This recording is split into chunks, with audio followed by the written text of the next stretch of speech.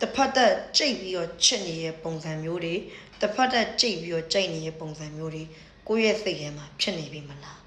ဒီဗီဒီယိုကြည့်နေတဲ့လူတွေထဲမှာစနေတနက်မိရပါတယ်ဆိုလို့ရှိရင်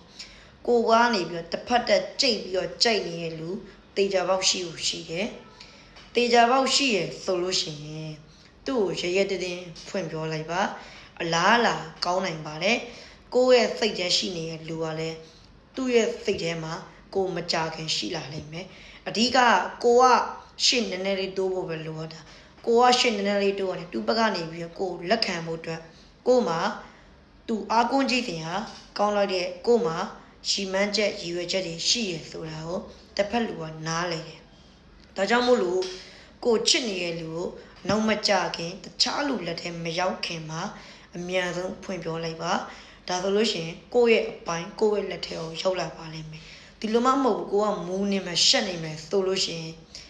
ကိုပိုင်စားလဲရမယ်အရှာမပိုင်စားလဲရပဲနဲ့တခြားလူလက်ထဲရောက်သွားတော့မှမျက်ရည်နဲ့မျက်ခွဲဖြစ်တတ်တယ်ဒါကြောင့်မို့လို့စနေတတ်မိပါတယ်ဆိုလို့ရှိရင်မြန်တော့ရရဝဝဖွင့်ပြောလိုက်ပါချစ်ရင်ချစ်တယ်ဖွင့်ပြောလိုက်ပါ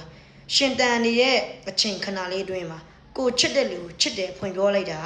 နောက်မကြပါဘူးအမှားမရှိပါဘူးတစ်ဖက်လူကကိုငင်းသည်ဖြစ်စေမငင်းသည်ဖြစ်စေအသက်ရှိစဉ်ခဏလေးအတွင်းမှာကိုချစ်တဲ့လူကိုချစ်တယ်ဖွင့်ပြောလိုက်တာကိုအတွက်အကောင်းဆုံးလုပ်ရတစ်ခုဖြစ်ပါတယ်ဒါကြောင့်မို့လို့အမြန်ဆုံးဖွင့်ပြောလိုက်ပါကိုကြိတ်ပြီးခရက်နေတဲ့လူရှိရဆိုလို့ရှိရင်အမြန်ဆုံးတစ်ဖက်တစ်ကြိုက်နေတဲ့လူတွေအမြန်ဆုံးပေါင်းဖွဲ့ရပါစေချစ်တဲ့လူတိုင်းနဲ့ညားကြပါစေပေါင်းဖွဲ့ရပါစေဗျာ